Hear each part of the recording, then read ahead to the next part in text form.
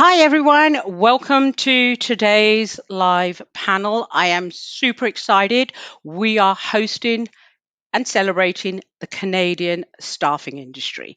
For those of you who don't know, next week is Canada Day, July the 1st. And I figured what a brilliant opportunity to showcase some Canadian companies and talk about the stuff that they have been doing, how they've contributed to the industry, some of the things that they've learned, some of the things that they've done, and really just showcasing the Canadian staffing industry, as I said. But before we jump in, I want to make sure that everybody can hear me okay, see me okay, and things like that. So if somebody could just give me drop a quick note, that'll be great. Okay, I see people starting to log in. Perfect. Now, remember, this is being broadcasted via StreamYard. So if you make a comment, unless you've given StreamYard permission, I won't be able to see your name. That's okay. But if you want us to be able to see your name, please make sure you give permission. So, okay, without further ado, let's start bringing in today's panel. First of all, I'd like to introduce you to Cindy. Then, hey, Cindy. So, Cindy is the co founder and CEO of Innovative Talent Solutions. I'd like to next bring in Tracy. Hello. Hey, some of you have already met Tracy. She was on our Celebrating Women in the Staffing Industry panel as well. But Tracy is a co founder and managing partner at the Marillion Group. We're also joined by Matthew. Good Hey, morning, Matthew. everybody. Morning. So Matthew is CEO at Agilus Workforce Solutions. We also have with us today David. Good morning. Hey, David. So David is the co-founder at Robertson and Company and Prime Hires. And last but not least, we have Edwin with us. Hi there. Hey, Edwin. Edwin is head of corporate development at Raise, which is a part of the Ian Martin Group. So, welcome everybody, and thank you for taking the time to join us today and share some of your experiences, learnings. So let's just jump straight into it. Cindy, would you like to take a couple of minutes and just introduce yourself to the audience? Hi everyone, my name is Cindy Emmanuel McLean. I'm from the beautiful island of St. Lucia. Transported to cold Canada about 10 years ago. I joined Ross, who's my very good friend, in co-founding Innovative Talent Solutions. Previous to that, I was in operations, sports management. I started my career as a teacher because my mom was a teacher. And when I finished high school, she said to me, "You're not sitting at home. Come in, let's go. You're going to go to work tomorrow." So I started as a teacher, which I loved. And throughout my career, I found that a lot of that influences what I've done and the jobs I've taken, and now the businesses that I've started. So I would like to pass over to Tracy right now, who would introduce herself. Thanks, Cindy. I'm Tracy Both. I'm a co-founder and managing partner at Marillion. We've been around for almost 9 years. Myself and my partner had set it up after meeting at Robert Half, which actually was where I started my recruitment career back in the day, after spending the first part of my career in legal as a law clerk. We jumped into, as one does, fall into staffing, and spent 5 years at Robert Half, and also spent some time with Suki, actually. And then we launched Marillion in 2012 in a tiny little office in First Canadian Place. I think we shared a floor with Robertson. And from there, we've grown. At first, it was pretty opportunistic, but it's always been organic. And from there, we've basically been growing since and expanding diversifying our business with the sectors that we serve. But we're Canadian owned, Canadian operated, proud to be. And right now we're out of Toronto, but we serve clients across Canada, Europe, North America. Main business, though, is GTA. And yeah, I'm really happy to be part of the panel. And thanks for asking me for once again, Suki. And with that, I'm going to pass it to Matthew. Well, thank you, everybody. Good to be here. Matthew Williams, COO of Agilus Work Solutions. I don't know if I'm the geriatric of the group. Entered the staffing industry in 1987 in London, in the UK. Moved to Canada in 1995. Been with Agilus for 18 years. You may have heard of our previous brands, Design Group Staffing, Intechno, and Talent Core. We consolidated under one brand, Agilus, 2 years ago. The company was founded in 1976. Mike Duff, our founder, is still our chairman of the advisory board. We see him all the time, still actively involved in the business, but not day to day. Offices from Halifax through to Victoria, specialist teams in IT, engineering, Office Pro, and light industrial. And glad to be here with my staffing industry colleagues, get to know people, and looking forward to hearing what everybody has to say. I'm going to pass over to David. Thank you so much, Matthew. My name is Dave Robertson. Good morning, everyone. I'm the president and CEO, founder of Robertson & Company and Prime Hires. We are a full-service staffing agency operating through 3 separate brands and servicing 6 business lines. Our primary focus is financial institutions, banking, investment, financial services. Last year, our turnover was about 22 million, and we have 10 locations across Canada and 1 in the United States, looking to grow. We specialize in about 70% is contract and temporary services, and the remainder is direct hire and RPO. And that's a little bit about me. I've been in this business. I started Robertson 21 years ago, and I've been in this business for over 30 years. And I thought I was a geriatric, and it's pretty much really the only thing I've ever done. So that's a little bit about me, and I'm going to pass it over to Edwin. Hey, Edwin Jansen here from the Ian Martin Group and our new division, Raise. I haven't been in recruiting forever. I spent about 11 years in high-tech marketing, and then the last 9 or so here with Ian Martin. I was originally hired to start new disruptive businesses for Ian Martin, and so that's what I did for the first few years, and now I'm leading strategy for the company, which includes the launch of our new division, Raise Recruiting, which is entirely dedicated to direct sourcing.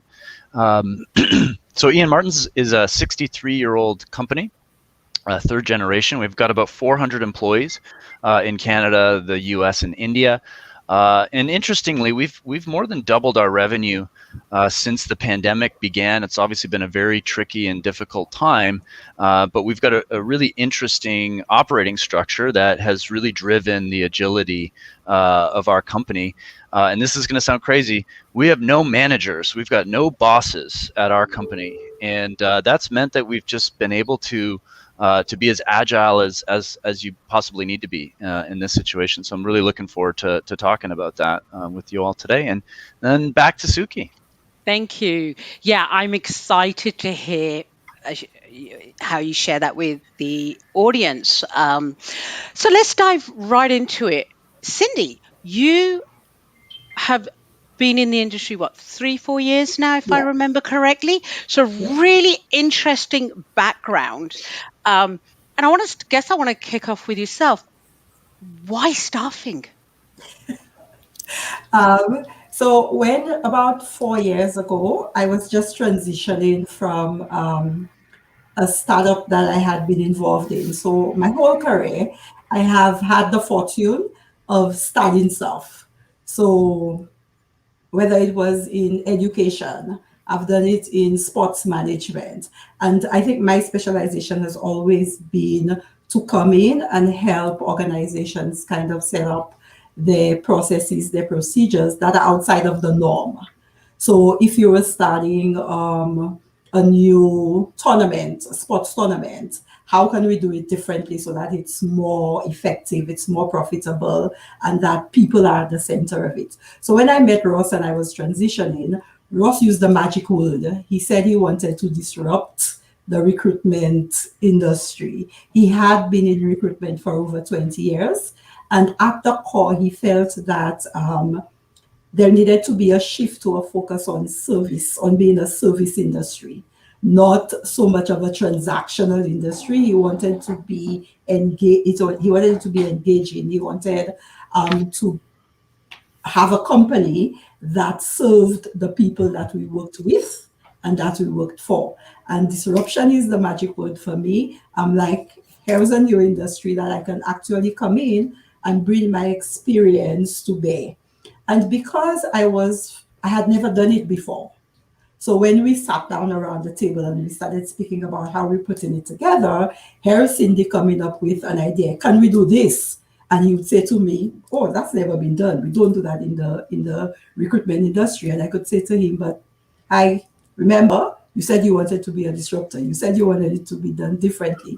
So it was an opportunity for us to build something from scratch with Ross's experience from recruitment and my experience from operations and from building companies from scratch to come up with what we think we've put together, which is innovative talent solutions. We have 3 brands that we operate under.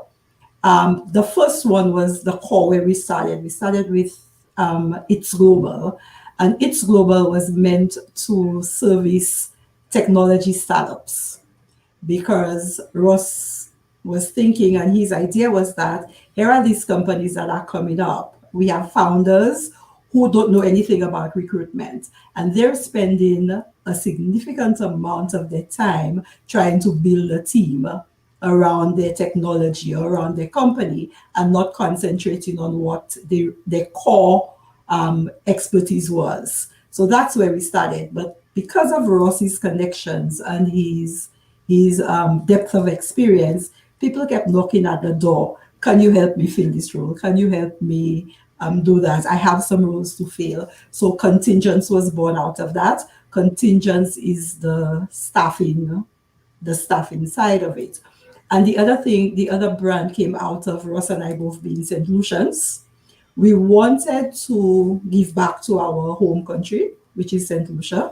And we also wanted to be able to export the talent that we have in St. Lucia without exporting the people. So I'm in Canada now. I think I'm a St. Lucian. I could be in St. Lucia working from St. Lucia, but I chose to come to Canada. We wanted to export that talent. So we started Lendus, which is a knowledge process outsourcing center in St. Lucia. So these are the 3 brands for us. So yeah, talent, because it's an opportunity for me to do something different, which could use my experience otherwise. I mean, that's great. I mean, Edwin, I think you're definitely going to be able to relate to that thinking. I mean, all of us can, but just that whole innovation part of it and disrupting our industry. It's interesting you said Ross was talking about we need to become more service-based and things like that. Couldn't agree more, right? We're the only industry that doesn't have a product, doesn't own the rights, right? People have free will. So it's about the service, it's about those relationships. And I want to jump over to yourself a second, Tracy. Having been in the business, is it 9 years now 9 years? Oh, you're on mute. Trace, you're on mute. I was wondering how long it would take before that happened. Tracy, you're the I'm first, one. not the last. Yeah, thanks for breaking the ice. Yeah. You're welcome, guys. I got big shoulders. Yeah, no. So Marillion's been around we're coming up to 9 years, and I've been in recruitment since 2006. But yeah, it's been a ride, and I think one of the biggest things that we have been working on, I think that kind of ends up taking on a life of its own, but you really do need to control, is that company culture, right? It's it's both internally and externally, because what you control internally is going to be magnified, right? When you take it to your clients, when you take it to your candidates, just your brand in the marketplace. So when Ian and I started Marillion, one of the things that we were very big on was developing an authentic work culture. And it really is a deliberate exercise, right? It doesn't just happen. You really need to kind of I guess, control it in a way or navigate through it so that you're building a company that not only you want to be part of on a day-to-day basis, but other people do as well. And it's built over time, but we spent a lot of time reflecting on what we stand for, like what Marillion stands for, both internally and externally, and kind of built it out from there. And we kind of let our past experiences guide us. So, having come from staffing previously, what are some takeaways that were good foundational pieces that we really want to build on, and what are some things that we really just want to leave behind? And there were quite a few of both. But one thing is, the culture really does start at the top and flow down. I think it's a mistake if people think, you just hire the people and then they'll be the culture. That's not how it goes. At least not sustainably. I think it's important for buy-in to have the leaders really live what they're saying. It's, not a do as I say, not as I do. It's a culture of accountability, but also one where, people are leading by example. So, whether it's, leading a day-to-day sort of work, like, leading your desk day to day, how you do that is authentic to you and your work style. But aside from that, it also is serves the overall purpose and the overall goals and, what the company kind of stands for. So one of the things is it's actually funny. Someone said this to me not that long ago, another leader in staffing. We were talking about retention.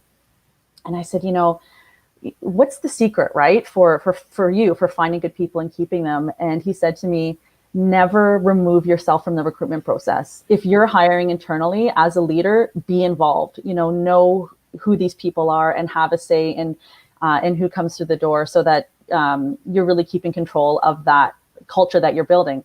The other thing that we stick to is anyone that we interview for internal, do they raise the average, right? And we mean that from both a performance perspective, because we're a performance-driven environment, but also from a cultural perspective, right? Are they going to enhance what we're already building and what people are buying into, right? Essentially. So that's what we always look for. And when we do that, when we have that sort of investment in who you bring in, and show them from the top, what our culture looks like, they feel that they can come in and not have to wear a mask every day, right? It's not a smile and dial sort of, I don't care what you just went through last night with whatever, you just need to fake it till you make it. We're not like that at all. You can have great days that will be celebrated. You can have crappy days that will be consoled. And, it's just having that, building that safe environment for your employees, where they can be who they are, while still understanding what the goals are, right? And working in a way that gets them to those goals, but in a way that basically is authentic to them. So the other way that we kind of do that is by having and I think you guys probably do too, but it's having that open floor. And I mean bullpen as in working, but also just this, having a safe environment where you can get off a call, and it doesn't matter how long you've been in this industry, and just saying, oh my God, I need some advice. This just went sideways and I need some input. And everyone kind of stops, and everyone has different lived experiences and has been through different things, and the input you get from each other is so valuable. And it just creates that trust, right? It creates an environment where you're seen, you're heard, you contribute, you're trusted. And it just builds that kind of foundation that you're looking for on a day-to-day basis. It's been a little more difficult with COVID. Let's be honest, moving to a remote model, we were never a work from home environment. We were very adamant on being in the office because, we believe that you benefit so greatly by collaborating with your colleagues and getting that vibe, hearing them on the phone, hearing a new word track you never heard before, hearing people handle different situations, and moving to a remote model has forced us to basically be okay with it. But also it has proven a little more difficult with engagement, right? And with just maintaining and building that culture. We've continued to hire. We didn't lay anybody off during COVID. We made a commitment to our people. And so now we're coming out of it in a better position than we thought. I think we all were like, oh my God, what's worst case scenario? And luckily that didn't happen. But from there, it's just, how do you maintain that culture? How do you keep building it? And I think one of the things is making sure that we're modeling communication in a way that our employees, feel safe, feel comfortable, and feel connected, right? So, be deliberate when writing emails, be deliberate when speaking to your colleagues and your employees. There's no room in our culture for passive aggressiveness, for unproductive interactions, for, things that are just going to make people feel insecure, right? So we're very direct, we're very out there, and we're hoping that we're modeling for our employees the way that we expect them to come to the office every day and to speak to each other, and to kind of own their desk and to be accountable, but still have a good time. It's a tough job, man. Like you don't want people to have to come in and feel like, oh my God, this is oppressive. So how do you do that? And it's not an easy thing to figure out, but you take your cues from your people and you model what you want them to value. And I think it just kind of goes from there. But it's still, at this point, it's still very deliberate for us because, as you know, you poison the well and everyone gets sick. So it just takes one interaction, one person, one kind of like insidious sort of event to happen, and it just starts to pollute the well. So the truth is, Tracy, we'll all agree, leaders make mistakes. Yep. Right? Like humans, right? So we are going to make mistakes. It's what do you do about those mistakes? Do you own those mistakes as a leader? Which I want to bring yourself in, Dave, because you and I were talking about all the mistakes, right? Like the long list, yeah. Right? Like, if you present me a list, I'll check it off, right? Like I just made it. And actually, I was thinking as Tracy was speaking, like, what you're just reinforcing is whatever you decide, whatever your culture is, or what you want it to be, or what your group decides, like the key to all of it, I found anyway, and I think it's like you have to communicate it clearly to everyone in the organization and bang it into their heads, right? Yeah. Like it's because, I went for years of, it's something that's kind of a bellwether for me, like we tend in this industry to promote top billers, right? But that doesn't make great managers. 100%. And, so I had to learn to be a pretty good, like a manager. And that's why I say I've made the mistakes over and over and over again, because,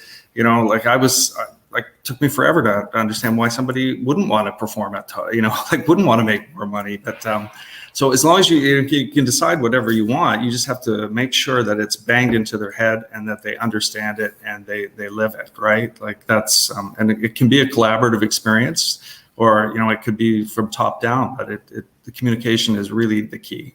But you said something really interesting there. Sorry to interrupt. Not your top salesperson isn't always the right manager. I admit I was that person, right? And I didn't realize, because everybody's like, oh, I got to be a manager. And I got promoted. I wasn't asking for it. I got the promotion. So you get the car, you get the phone, you get the base salary increase, and you think, oh, good. Nobody told me I was responsible for everybody else. And when everything went wrong, it was my fault, right? And you're going to have to take a cut in your income. And exactly, right? I was just like, oh my God. And I'll be honest, if I was doing it again, admittedly, we're going way back when, I'd say, whoa, hold on, right? I'm not ready for this. I don't want this. And I think part of it is, as leaders, recognizing that, to your point, don't promote somebody just because they are the top salesperson. But if you are somebody like me, just take a step back. Career growth in our industry isn't necessarily being promoted to a manager. There's so many other ways of growing your career. So, sorry, Matthew, I interrupted you. You were going to say something. Oh, no, you're the host. That's okay. No, I was just really interested what Tracy and Dave were talking about regards to culture. And I think Dave's right. You set out whatever your culture you want to be, and off you go. And, it's just occurred to me over the years that, all strategy goes through managers, and because as a founder or a leader of an organization, how do you repeat that culture? And someone said to me a long time ago, all strategy goes through management at some point, or whatever structure you have. And I think the theme we're all talking about is how do you have a culture in your organization that better serves customers and helps people work together better internally. And our business, whether it's staffing or you make widgets, is no different, is it? but and not to give my staffing industry colleague, to put him on the spot, but I'm curious.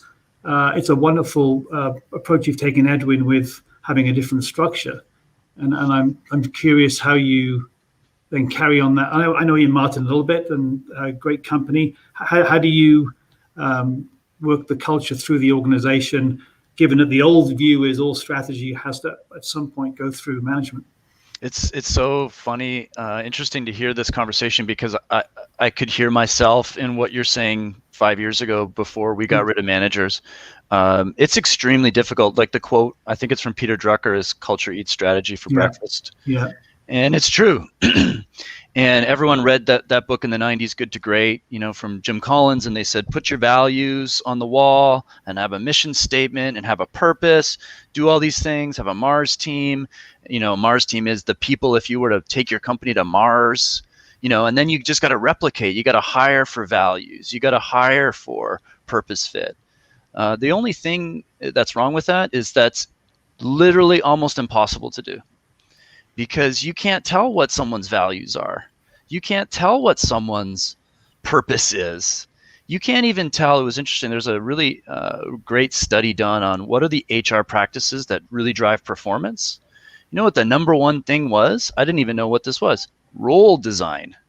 I was like, what's role design? I don't remember taking the role design course in business school. Well, role design is the responsibility of the manager to say, okay, here, I'm going to have a senior recruiter lead, and I think this person would be great for it. Let me put them in that job, and I've designed their role. Well, but how is it that I would know, what Tracy or what Cindy's best potential role is? Why am I taking that responsibility? And Suki, you said you became manager, and oh my God, I have all this responsibility for people. That's the problem. Is people, managers, taking responsibility for others. You can't do that. That doesn't work. It was really interesting. Gallup's been studying employee engagement for like 30 years, and it's plateaued. Between 70 and 80% of people are not engaged in their work. So Gallup, they said, okay, well, let's figure out what are the biggest drivers. What makes the biggest difference between someone who is engaged and not engaged? You know what it was? Anyone want to guess? Quality of the manager. So like, oh, okay, because there's that old adage, right? People don't quit companies, they quit their manager. So then Gallup said, okay, well, all we got to do is figure out how to get good managers. So then they did a study. They didn't promote this very well because it's a very cynical output. They concluded that 9 out of 10 people don't have what it takes to be a great manager. Why? Why is that? Well, because when you're responsible for, let's say, a department's results, then you have this tension between the results and the people. What's maybe good for the results is maybe not good for the individual people. So navigating that tension is so difficult. So what we've realized, and quite magically, is that better management is not the solution. It's the problem. The problem is people taking responsibility for other people. And yeah, we've been on this journey, and I have to say I had high expectations for how it would work, but we've officially exceeded those expectations for employee engagement. We were rated the #2 great place to work in all of Canada last year. The employee engagement is through the roof, and really just the strategy and agility has translated into business results. So I would say it sounds crazy, but it works. I'm just a bit nervous that 4 out of the 5 of us shouldn't be in management on this call. Well, I'm not. But, yeah. But one of the things that we ended up grappling with from the model that we used is because we were so focused on what we wanted to be as a company, is that as we brought people in, we realized that people don't fit, either because if you bring experienced people in, they don't fit because it's not how I'm used to doing things. I've never done it that way before. Are you nuts? Those kinds of attitudes and questions were coming through, and we had to make a decision as owners as to what decision do you make. Do you change your strategy to fit what most people want or how people want to work? Or do you say, if you don't fit, that's okay? And we help you find a place where you fit a lot better. Because when Tracy was saying the strategy was people had to come into the office, we started as a remote company. Everybody could work from home. We had unlimited vacation. People could choose what times they worked, because for us, again, with our emphasis on service on people, we were thinking, if you work the best way that you can, if it's more suitable for you to work from 5 o'clock in the afternoon to 1 o'clock in the morning, we're not going to hold you to coming in at 9 and whatever. And then people could deal with it. We have a very open book policy in our company. So every month we meet with everybody and say, here's how we're doing, here's how we're tracking. Here's what our goals were, here's how far behind that we were, and there's a collective responsibility to get there. Some people couldn't fit into that culture. So I can understand when Tracy says it's very difficult, because the tendency, at least for us and I sometimes, is to say, question ourselves. Are we doing the right thing? Are we making a commitment to something that can't work? And the perseverance. So I admire you, Edwin, and your company for sticking with it, even in such a scary landscape. So it's something that we're grappling with all the time. Yeah, perhaps the theme is, I think all businesses evolve, don't they?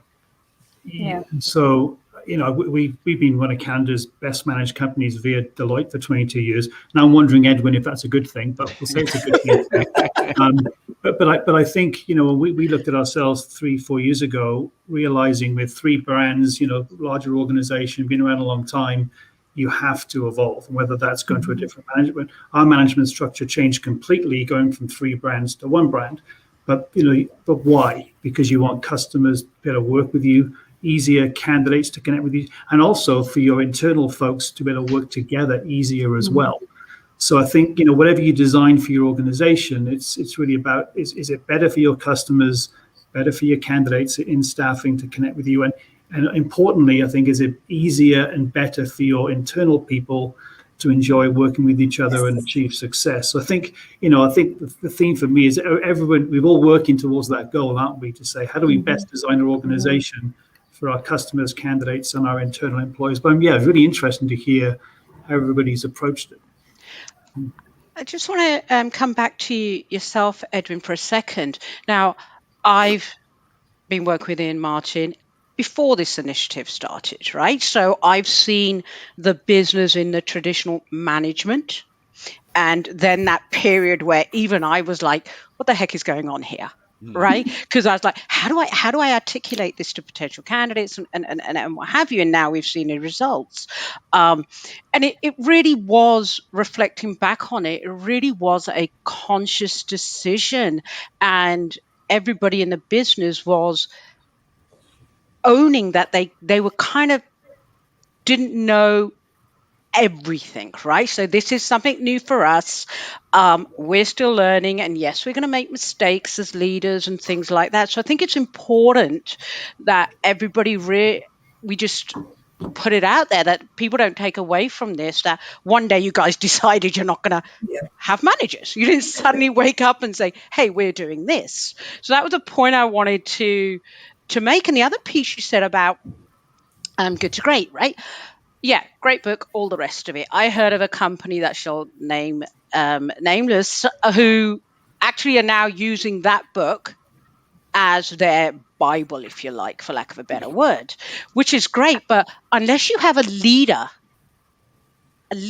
who is going to come out of their ivory tower, get into the trenches with their staff and drive the business and literally lead by example, I don't care what book you're using or what guru you're following. I think we can all agree that leader is setting the pace. I wouldn't agree with that, actually. Okay. Cindy used a great term we use all the time, collective intelligence. And our belief is that the collective intelligence is always smarter than any one individual's intelligence, provided that individual's voice is heard in the collective. Yep. And that sounds We would all agree with that up here. Mm-hmm. Emotionally, that's a very difficult transition to make. When you have been the manager, so I used to have 40 people that reported to me in my previous career, and I was amazed because all my ideas were great, and no one ever disagreed, and everyone always, and then I move into an environment where I'm not the manager, and now I have people voting with their feet. They're not following me when my idea is terrible, or they're telling me that my idea is terrible, and that makes us better. So for each person's leadership ability to expand to its natural organic potential, as opposed to what someone else's fairly arbitrary decision, this person has this leadership scope and span, this person has this scope and span. So it's actually more organic. So yes, Suki, you're right. Leaders come up, but in different ways, in different topics, at different times. Yeah, I guess the piece where I was going with that one is you cannot, as a leader, sit in your ivory tower, and doesn't matter whether you run a recruitment business or anything, and bark orders just because you've listened to Guru Right. Joe Smith over here and things like that. Because coming back to how Ian Martin's the whole the process and how it all evolved, Mike and everybody, they were bought in, they were there, they were visible, they were part of it. And I guess that's the point I was trying to make is it doesn't matter whether you are an employee in a senior position or whether you are like many of us, the founder or part owner. You gotta get out there and be prepared to be vulnerable yourself. Yeah, it starts with the person who has the power. Yeah. Giving up power and saying, I want collective intelligence, not just my own limited intelligence. And then creating that circle of safety and psychological safety for people to tell the former boss, hey, your idea sucks. Or the way that you were barking in that team meeting made me feel shut down and that I didn't want to share my best ideas. And so you're absolutely right, Suki. The first step is for someone who has power is to say, okay, I'm doing a 360 and I'm giving prizes for the most constructive, most difficult feedback. That's how it starts. But you're right. Unfortunately, human nature is we don't want to hear it. Right? It's true though, right? I hear it all the time. But right? Yeah. And it takes a certain individual that is going to sit there and say, okay, yeah, I'm going to take all of this and I'm going to own it. I want to bring Matthew yourself in. Mike Duff, right? It's built a phenomenal business, phenomenal culture.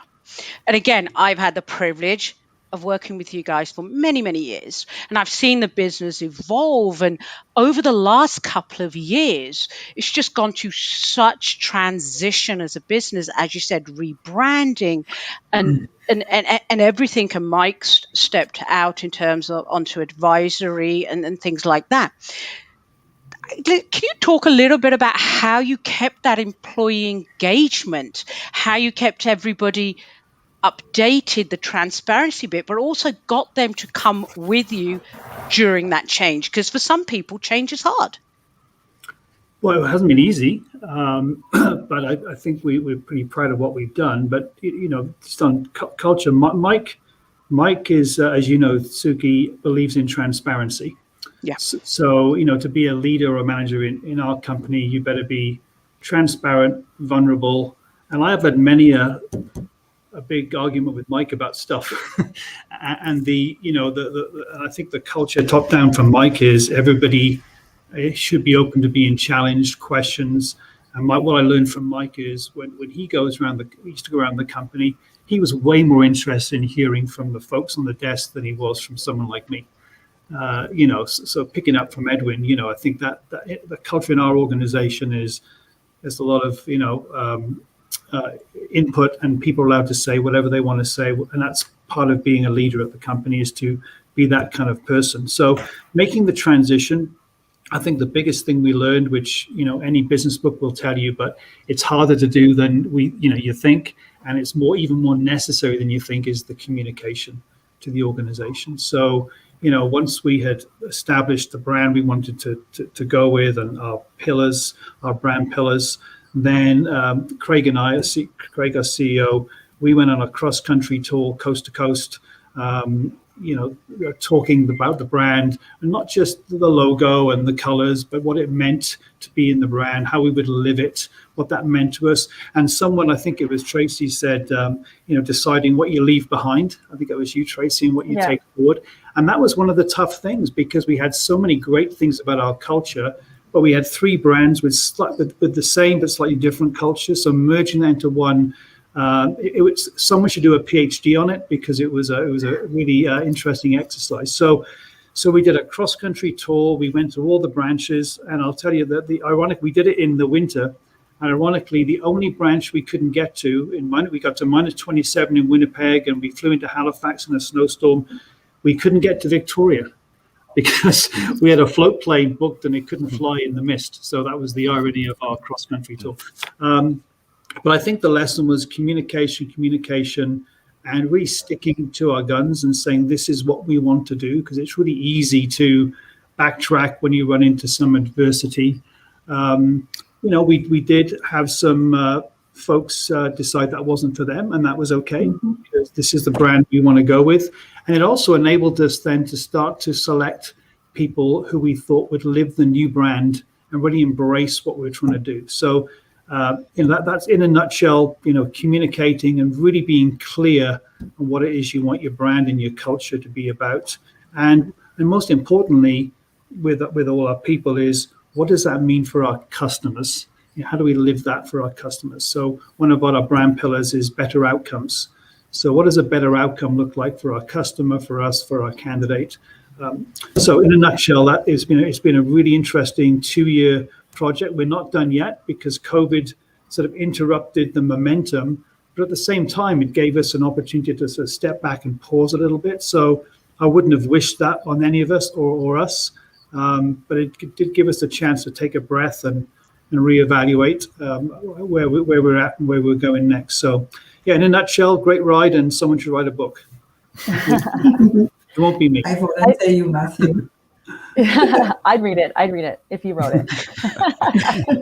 I think what I find fascinating is you went on this journey, and then of course COVID hit. None of us saw that coming, and it being such a large company, right? With did you say 400 employees? I can't remember. That was Edwin. We had about 300 at the time when COVID hit. Yeah. And then COVID hit, right? And then there's that.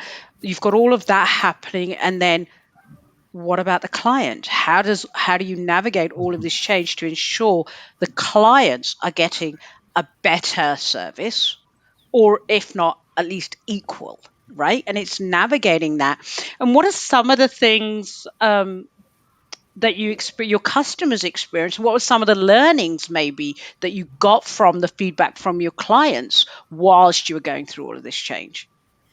Well, fortunately, by the time we got to COVID, our branding was sort of complete. Our logo was out there and our new name and so forth. Although, we found that since then, obviously, that it's still being embedded with different customers. But I think that, what I learned from the experience was more on the human side, that our customers were going through the same challenges as we were. Right. So, I'm sure you guys did the same. From a large organization, we moved everybody off site in 5 days. Our IT department was amazing. Our accounting department, amazing. Paying thousands of people every month and doing that was incredible. But what I learned was, our customers were going for the same things as we were. So I think it was less about our brand and all those things. It was more about connecting. One of our pillars, actually, it sounds a bit cliche, is human touch. But just recognizing that your customers are people too. They're organizations with the same dynamics as you have. So I think what we learned is we actually were able to connect with customers, if we allowed ourselves to do it, on a deeper level around their human experience with what they were going through. So you have hiring managers trying to hire people remotely, or having to lay people off, and share those experiences with them. Or during COVID, how do you get 40 engineers onto a remote site in northern Alberta when there's COVID restrictions? And we had to invent it. We had to design our own COVID tool for people to check in online. I've done this, I've done that, and link that with our customers, systems. So we had to innovate pretty quickly as an organization. But I think all of that came from really understanding that our customers were going through exactly the same thing as we were. And as soon as you realize that, I think it's a little easier to do business. And if you don't do that, I think you're just missing an opportunity with your customer. Yeah. David, I want to bring you in and slightly shift gears a second. You've scaled your business. Okay. So like any business, you need this in startup, this when you get to this stage, and then you kind of hit that milestone, that 5 mil. Well, then, okay, great, I've got to 5 mil. But what I was doing to get to 5 mil, I need to shake that up, change it, because that's not going to get me to 10 mil, and so forth. Maybe you could talk about some of the learnings and even the mistakes, because you and I, as I said, we've been talking about all the mistakes we've made. You always want to pick on my mistakes. Well, it's not hiring you soon enough. I guess that's the first one, right? But that's where the learning comes from, right? In owning our mistakes and looking at it and saying, okay, what worked? Well, I think, you're really talking about several different organizations, right? Like when you're a $2 million a year organization, you're really a different company than you are when you're 10 or when you're 20. And the trick is as I listen to everybody here, everybody's talking about courage and integrity, right? It's having the courage to make decisions and having the courage to set people free when they're not working and they're not thriving, right, in your organization. And I mean, the reality is you do outgrow people and they don't step up, right? And so what worked for you at this stage doesn't work for you when you're at 10 million, or when, the hardest hump I think for us was getting over that $15 million hump. It was like pulling teeth. That, we would just get there and then fall back. Somebody would leave, or because you're still like concentrating on core people. But, and you're still in that kind of mindset of corporate DIY, right? Where, I'll do it myself because it's cheaper, right? Or, I'll be my own marketing person. I'll be my own headhunter, right? I find people. So I think that those are kind of like the biggest mistakes that I made. We're not bringing in professionals when it was time to do it properly. Thinking that everything had to be innovative, right? Like when I could buy it, right, for half the price and then, quicker the time and a better product. I guess those are kind of my big two, and really like kind of not listening to the numbers. That was really the other big thing, right? Is to say that, this is, you want this to work so badly, and it does, and it's not. So time to, figure out a new strategy and move on. And it's, it's interesting. I said, the hardest thing for me, I think, really has been like building that team, because, I'm king of the castle, really, right? Like, so that somebody will say, you know what, you're full of crap. That's not right. Right. Like, or I don't want somebody to say yes. Like I said this to a VP recently. Like, I hired you to say no to me, right? Like, because I'll do what I want to do and I'm going to fight you for it. But because strong personality, but like, it's up to you to point out the weaknesses, right? And tell me where I'm wrong. But do you think there's people look at, certainly from where I sit, and I'll stick with just our industry, everybody tries to compete with the big boys, right? So, Matthew, love you guys to bits, right? I know the business really well, but is there a butt coming? No. No.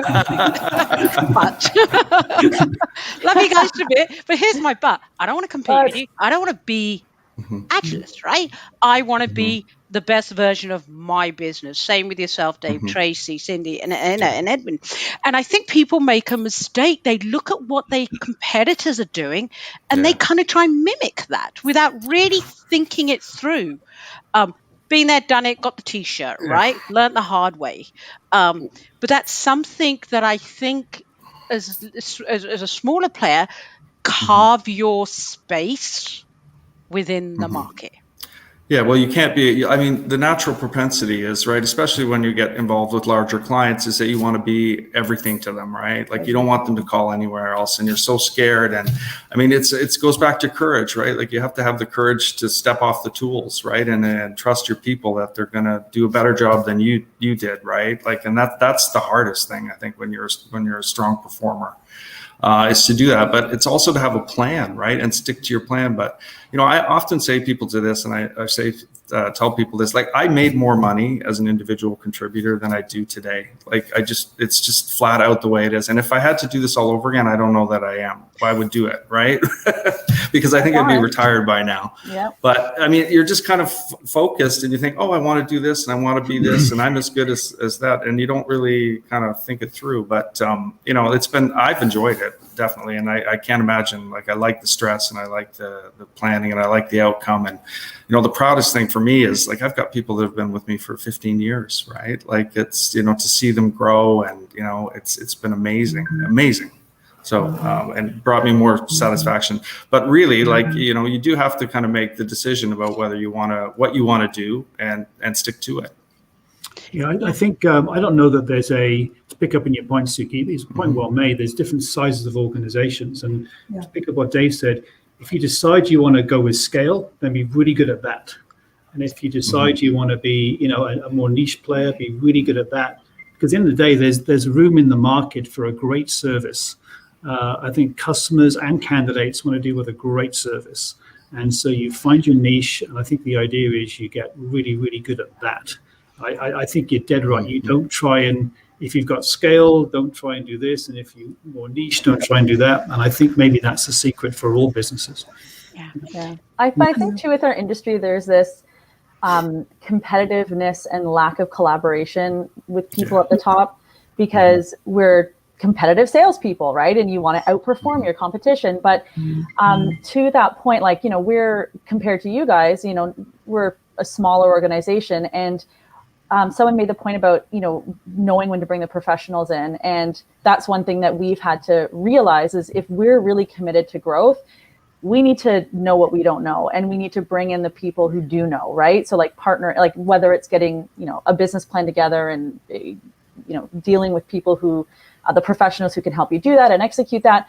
But I think also what's missing is mentorship at our level, right? Like, if we want to grow, and this is kind of the first foray into it, you can surround yourself with the professionals, the financial professionals and the operational professionals. But I want a mentor, right? I want to see a company that started where I am and is willing to kind of pull back the curtain and show me where their mistakes were made. Or, like, I remember when we were at that size, these were the things that we focused on to get us over that hump. Like Dave was saying, the hump for us, it was the hump of 5 million. Like, oh God, like, and 15 people, right? It's like you get up to the 15 or 20 people, and it's like we step back and then step forward. And it's like, when do we get that momentum to get over that hump again? And it would be, I think that just having the ability to connect with people in our industry at our level is so important. But it just doesn't seem like, even when I was in production going to networking events, like, you see other recruiters there and you're like, oh, well, going over there, and they just kind of look at you. But there's it's like they feel you're gonna steal their brain or something, take all that info from them. And it shouldn't be like that, right? So I think there really is kind of a lack of that in our industry. But here's the thing. People think, right, that your competitors don't know who your client base is. They're going to steal your client base. I'm sorry. Everybody knows who your client base is, and everybody can put in a sales call and they can get your client list, right? If somebody wanted to do that, and you're right, Trace, because we're as an industry, we tend to think there's this secrecy and we got to do that. And you hear me say that all the time in when I'm doing the coaching sessions and in the group and things like that. Stop worrying about all of that. Worry about what you are doing, right? Yep. Let your competitors worry about you, because all the time you're worrying about your competitors, who's worrying about your clients? Who's worrying about your team? You touched on earlier on about headhunting and things like that. I hear it all the time. Oh, you can't headhunt my people. Well, first of all, I do what you guys do. But here's the thing. You can't headhunt someone that doesn't want to go. Right? So we know that. You know that with your clients, right? Doesn't matter whether it's an accountant or whatever. If somebody does not want to be headhunted, if somebody is happy where they are, no recruiter in the world is going to be able to take them. So that's up to you as a business to create an environment where you're meeting that individual's needs. And I'm not talking at the expense of your business, right? I'm not saying carry people that for the sake of carrying. That's not what I'm talking about. But I think you're right, Trace, that we do need a lot more collaboration in our business, in our industry, beg your pardon, and be willing to own the stuff that doesn't work. Mm-hmm. Well, and being willing to kind of not change it, but like, yeah, maybe alter it, right? Like, I think it'd be pretty close-minded to think, well, if they're happy, they'll never be headhunted away, because people's motivations change and the reasons why they want to make it's not. It a lot of times is a bad manager, but it might be, someone with not a lot of experience out there hears another 15 grand or whatever, and they're like, oh, okay, well, maybe we will have this conversation, right? But it's also kind of taking stock and doing some reflection on, like, if you are losing people, is there something there that we can change? Or, you don't want to be the lowest paying guy on the street. Certainly don't have to be the top paying guy. But if you find that people are continuously leaving for money, okay, maybe this is something we should look at, and not just being like, nope, this is it. And if you don't like it, then you can leave. Because I think that prevents you from really doing that self-reflection. And like you guys were saying before, like having people challenge the way things are done, so that you're like, oh, okay, well, maybe there is some merit to that. Like, let's see how we can address that, right? So yeah. I think you're totally onto something here, Tracy. So, 10 years ago, I was an outsider to recruiting. I worked at a big company. I didn't even know what the recruiting industry did, to be honest, because we had our own internal, talent acquisition department. And I was in high tech, marketing for 10 years.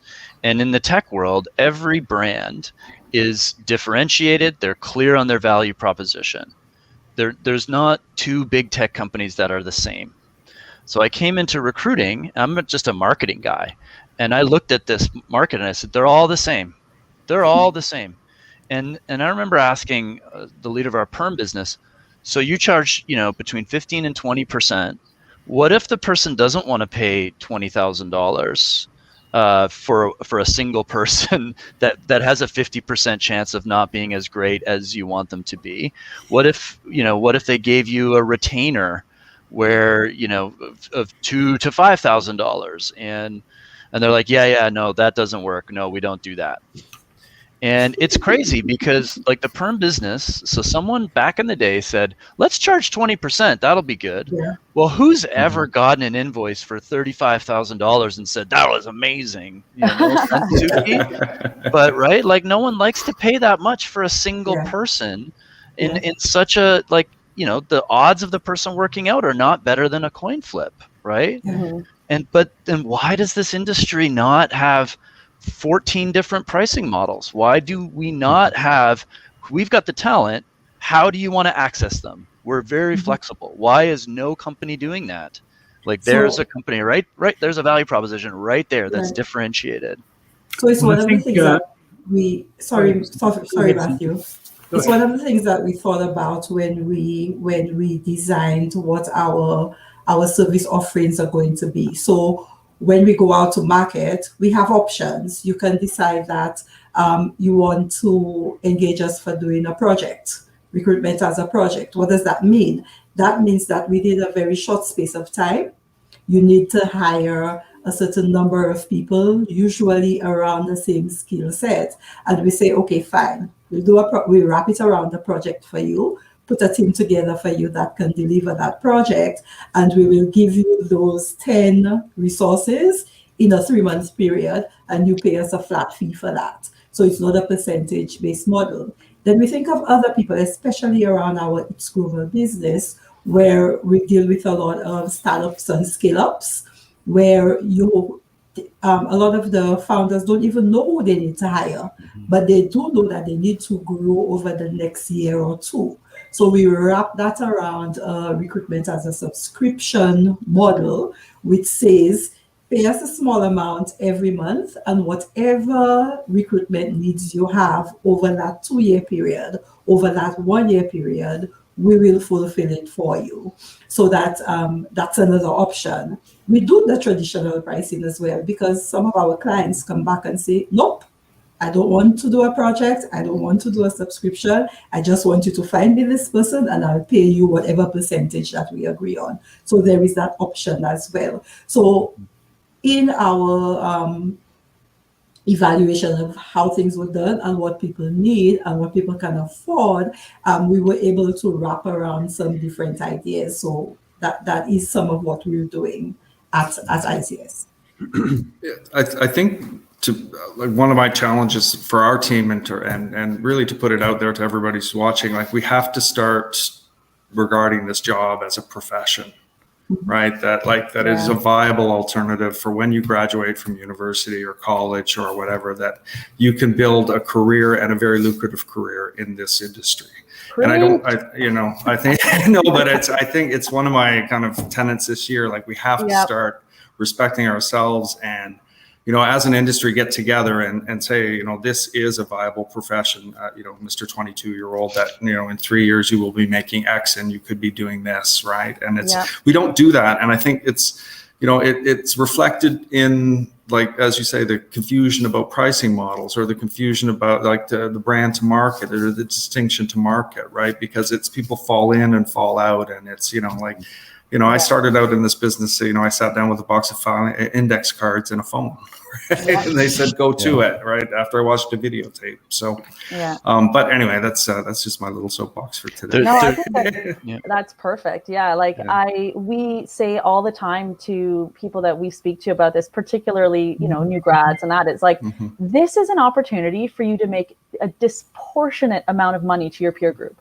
Like if why are we looked at as, and back in the day, right? Not even that long ago, it was you called a client and you got the eye roll or the you got called a flesh peddler. I don't know if you did. We did. So I always call it the deer in headlights, right? But it's like, but I think it is changing. But that was one of our big things too. Is like Ian and I were very big on like, how do we change the perception of this industry? How do we be looked at as more than just a provider of resumes or like a transaction, like I need someone to send me a butt in a chair, right? Like how do we really show what our value proposition is? And going back to, I just had a quick comment going back to the fee structure, or like, what your fees are. It's so, I don't know about you guys, I find it really tough because obviously every client is in a different position and you want to accommodate, not everyone can be your client, right? It's not always going to work. It's not going to make sense because the one thing that we balance is there's also a responsibility to the people on the desk, right? Like if you're out there bringing in recruitment agreements that are well below industry standard, that has a direct impact on the people around you as well. Like if you're like, I'm happy to do that, and you leave, and now it's an account that someone else needs to work on at a ridiculous percent, it's not fair, right? And it's just, you have to think of how it affects their bottom line as well. But I think saying that they should have, people on the desk who are servicing the account should have some input into it. But I think there also needs to be the conversations with like, okay, why are we looking at discounting this fee? Okay, what's the situation? How does this impact you? How, let's go through some of the scenarios, because the last thing, what I find is you got to be careful that they don't get lazy and are just like, oh, well, you want 15%? Okay, as opposed to like really honing that skill of negotiation. Like this is an opportunity for you guys. Like, let's walk through this. Let's hone that negotiation. What is your value proposition? Do you buy into it? Because if you do, and you can articulate it, then, why are we reticent to push back on clients who, are now dictating what they want to pay? It's like, if it works, great, let's try and come to an agreement. And if it doesn't, then not everyone can be your client. And that's okay, Tracy, here's the thing. The way I look at this, right, and I always use the Apple analogy.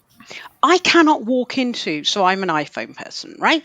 I can't walk into an Apple store and say, I need a new phone. And by the way, I think I'm paying $500 instead of $1,200 or whatever it is. They're going to laugh me right out of the store, right?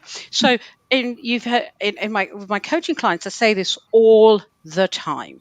If Apple don't allow you to do that, but why do you allow your clients to do that? And the difference is Apple know their value, they know their brand, and they stick to their value. They recognize that if somebody's only looking at paying a couple of $100s for a phone, probably not going to be an Apple client, right? Customer. And I think we have to do that ourselves. But to your point about just accepting low fees and things like that. And I know I'm going to go down a completely different rabbit hole than we could be here all day, but that's the KPIs, the cracking the whip, saying make more calls. That's that desperation piece kicking in, right? So then that goes into, well, where's the coaching? Where's the training? Where's that safe zone? So I think there's a couple of different things that happen there. But one thing I love about your business, Tracy, you and I have this conversation all the time, right? You're not frightened of saying to a customer, sorry, Mr. Customer, we're not aligned. Mm-hmm. Right? Yeah. And It's not gonna be a good relationship if, and I'm all about, the storming before forming, all of that. Like sometimes the most difficult clients become your best and most loyal. But at the same time, like if just right off the bat, we can't agree on what value I'm bringing, or you don't see that. Like I think we have this like inferiority complex in rec where, or clients, or maybe we don't have it, but clients maybe sense something and we're treated like, you're lucky, Tracy, that we're actually calling you to help us on it. Like you're welcome. And that needs to be kind of flipped where it's like, no, well, hold on a second here. Like, you're calling me because there's a pain point here and I can address that for you and I can help you get over that. And having clients who see that value as opposed to just like, this is where I'm from, I'm calling you and you're lucky that I'm calling you and giving you a shot at finding us great people. It's like, if that's how it's starting, then that it's not going to fly, I think sometimes. Matthew, you go this time. Thank you, Cindy. I think that what we're all talking about is college was a long time ago for me, but I remember the old product, price, place, and promotion in marketing. And I think when I started, I remember, Dave, same as you. It was resumes in an envelope. You open the mail in the morning, but one thing hasn't changed is that you need a really defined pricing strategy. Whether you're big or small. Yeah. If people in your organization don't know what the pricing strategy is, it becomes a willy-nilly transaction by transaction. Every business has a profit model, whether you're an oil and gas company, manufacturing company, a professional services company. So, and I think that, if customers, clients understand that, we also have a profit model, they have a profit model, it becomes a different conversation, right? It's not about, I'm trying to fleece on a fee, and I don't know about you guys, but I think since I started in the business, even the last 10 or 15 years, margins, especially in contract, have squeezed and squeezed and squeezed, sometimes to the point where it's very difficult to find a profit model. Now, that's forced our industry, I think, to be more innovative and do things differently and so forth. And that's a good thing. But I think the key thing is having a pricing strategy and also, as a few of you've mentioned, having some flexibility in how you deliver your service, which again causes us to innovate. So I think our business has just become more complicated over the years. A lot of that is to do with more customer sophistication about how they buy our service, and hence our pricing strategy has to change. So, for me, listening to you all, I think that's what everybody's doing, is adjusting to the realities of what customers want while trying to maintain a profit model. Otherwise, as you say, Tracy, it's great that we get a call to do business, but at some point we've got to stay in business. So right, exactly. We need to show our customers value, and that we also have a profit model that needs to be sustained. There's a customer education gap that's massive. So if we look at the net promoter score for our industry, so the barometer of customer satisfaction, the staffing industry has a lower net promoter score than the used car industry, lower than the telecommunications, lower than healthcare, and lower than insurance companies. Wow. So that's our reputation, is lower than all of those industries. So why is that? Yeah. Because they don't realize that most of the time we work for free. Most of the time we're calling candidates and sourcing and taking out ads, and we don't get paid a cent. So then when we do finally get a placement, we've got to charge way more money to cover all the free work. So the world doesn't realize that, because they only see the invoices. And then they're like, you're gouging me, and then therefore their expectations on our service is so high. So to me, that's the gap that the staffing industry has, is to educate that we're working for free 80, 70 to whatever, 90% of the time. But we don't have to be, right? Yeah. We don't have to be, in the sense that we're a small business and we have different pricing models, right? To ensure that I stay profitable and I'm able to meet the client needs. But when I'm speaking with smaller businesses, one thing I see time and time again is a scarcity mindset. right? And they think small. They think, and no disrespect to, Tracy, yourself, Cindy, Dave, because that's not you guys I'm talking about. But they have this scarcity mindset, and they're just like, no, and they don't believe that they can be bigger, and they think from, as I said, from that, oh my God, well, if I don't take this client, I don't have a potential of billing, and it's really hard having that conversation with them. But you know what? When you say no to that, you're giving yourself an opportunity to say yes to these clients over there that are going to pay you your value. But you've got to be able to demonstrate that value. And the other part I want to add here is, if you're a small business, stop acting like a small business per se. Think like the business that you want to be, right? So that's how you're acting, right? Because that's where you're going, and that's where you're going to have that room for that growth, that learning. And going back to what you said earlier, much earlier on, Dave, and Tracy, you said it as well. Be prepared to pay for professionals. Don't do your accounting yourself. Yeah. Right? It may save you a couple of $100 a month, right? But how much have you lost in growth, right? And that's that scarcity mindset kicking in. Yeah, well, it's also important. Like your best client can bankrupt you, right? Yeah. Like it easily, and that's when I say, like, pay attention to the numbers. Like if they're paying you $2 million and it's costing you $2.5 million, right? But you're not realizing it. Like especially in this VMS world that we live in. I mean, the margins are razor thin. And like I say, your best client can bankrupt you. Yeah, and that's funny actually, because we were looking at our, we're at the end, I guess, of our 3-year plan, our next 3-year plan, and looking at the numbers and perm versus contract. And obviously, one of our biggest pushes was to up our contract business for the recurring revenue and everything else. But when we really came down to the brass tacks, it was the contract that was pulling our profit back because of how thin the margins were. We were like, oh yeah, more contracts, more recurring revenue, this is great. And when you really look at the numbers, we were like, holy crap. Like, if we kept doing this or tried to expand that and push that aside for, as opposed to perm, like you say, Dave, soon enough we'd be bankrupting ourselves. Yeah, we have a legacy piece of business. Sorry, just quickly, and I won't name the financial institution, but I was called into the carpet to atone for some sins, and they said we paid you $10 million last year, and I said, you want to know what I made on that? Like with all the stars aligned, is $40,000. Like, and they just but it's the world we live in, right? Yeah.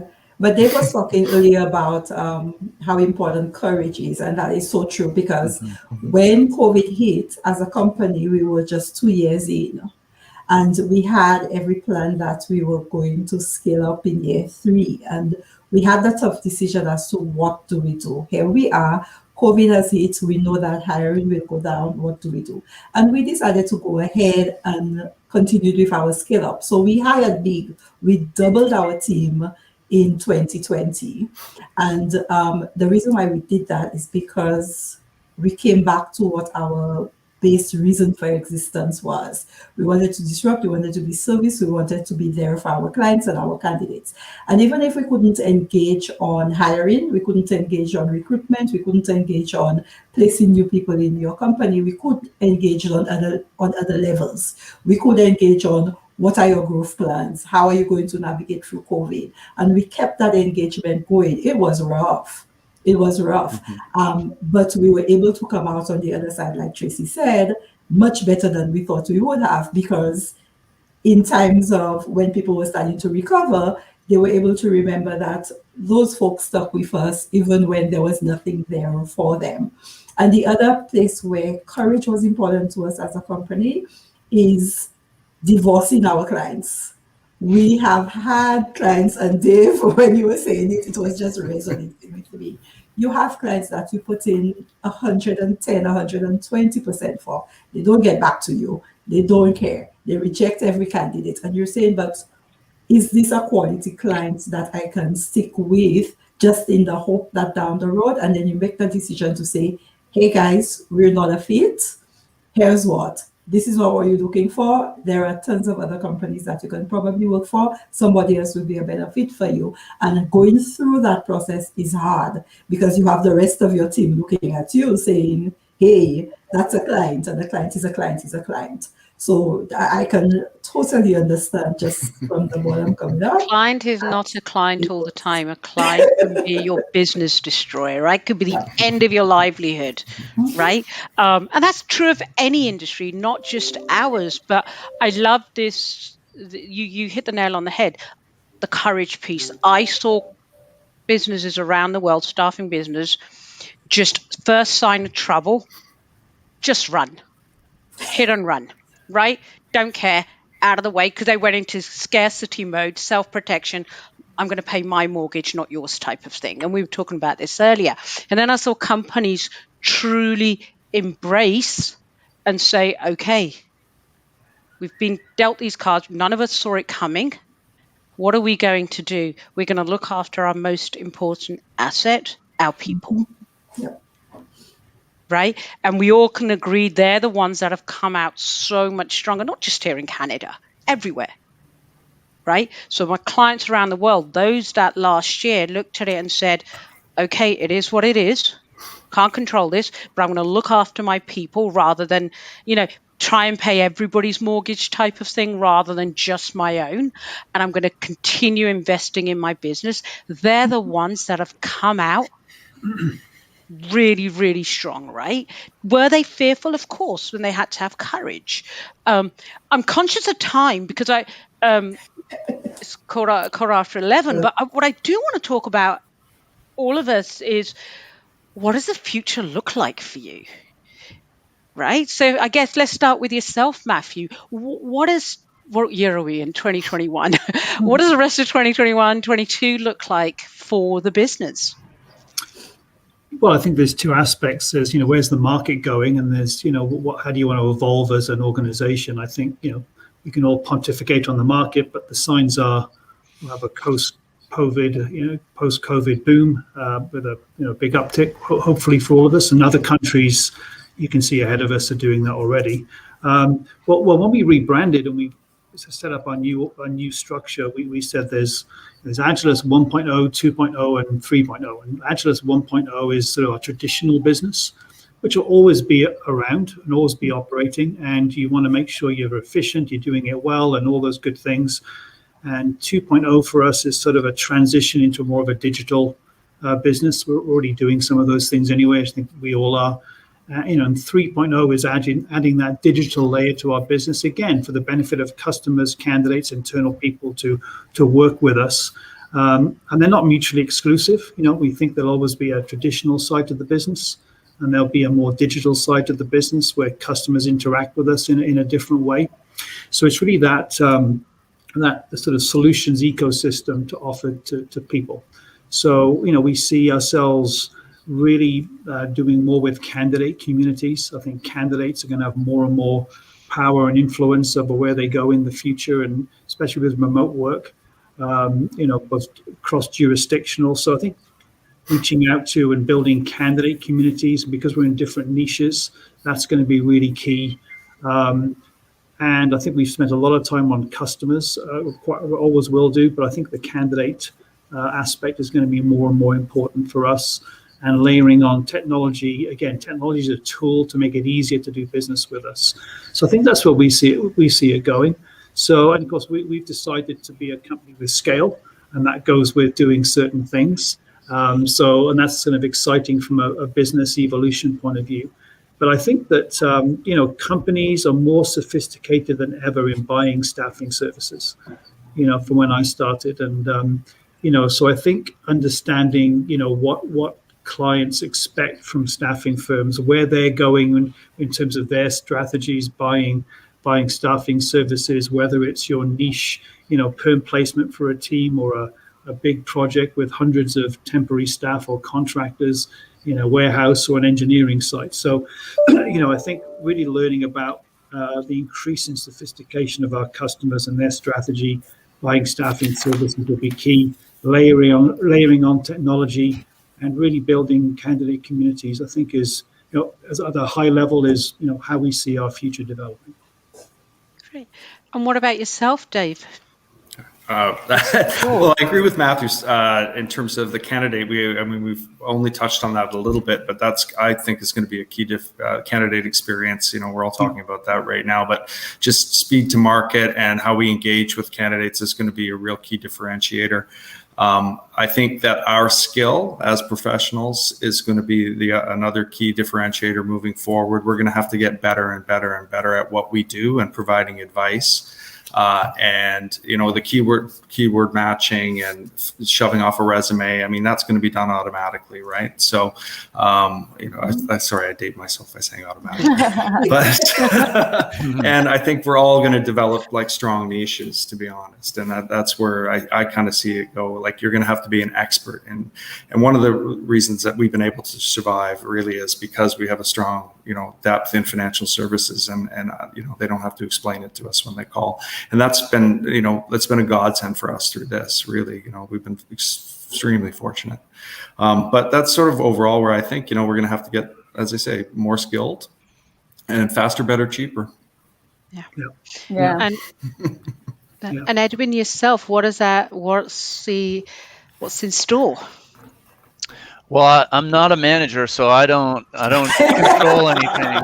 So you don't have those. Yeah. What are those? Who knows? You guys are so outdated. Yeah. Well, we went through a branding exercise similar to what Matthew went through.